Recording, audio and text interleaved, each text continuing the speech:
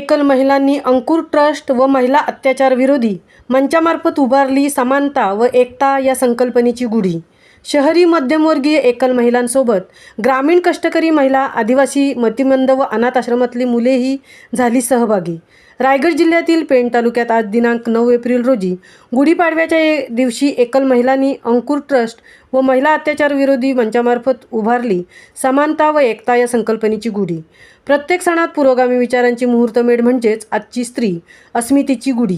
नव्या विचारांचा प्रारंभ करीत पेणमधील एकल महिलांनी समानता व एकता या संकल्पनेची गुढी उभारल्याचे ज्येष्ठ सामाजिक कार्यकर्त्या डॉक्टर वैशाली पाटील यांनी यावेळी सांगितले। त्या अंकुर ट्रस्ट व महिला अत्याचार विरोधी मंचामार्फत उभारण्यात आलेल्या एकल महिलांच्या गुढीपाडवा समारंभात बोलत होत्या। आज पेण शहरात डॉक्टर वैशाली पाटील यांच्या नेतृत्वाखाली वाजत गाजत विविध संघटनांच्या वतीने रॅली काढण्यात आली। यावेळी महात्मा गांधी वाचनालयाच्या प्रांगणात एकल महिलांनी मंचाची सार्वजनिक गुढी उभारण्यात आली।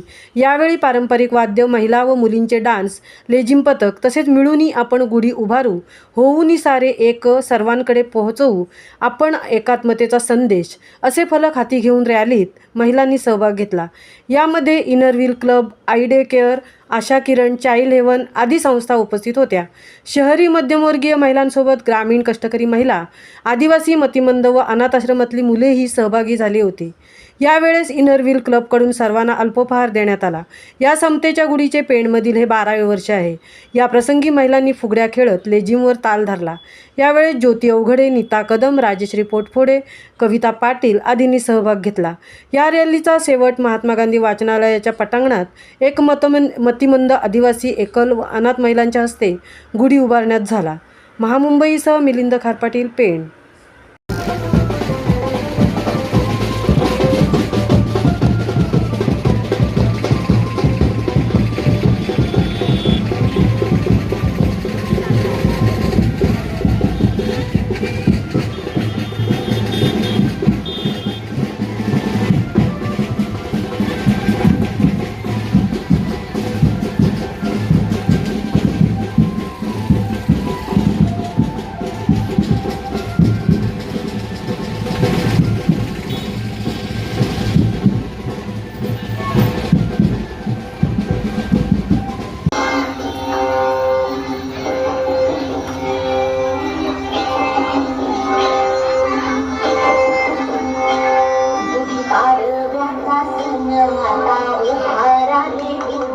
नव्या वर्षात दिन सोडा मनात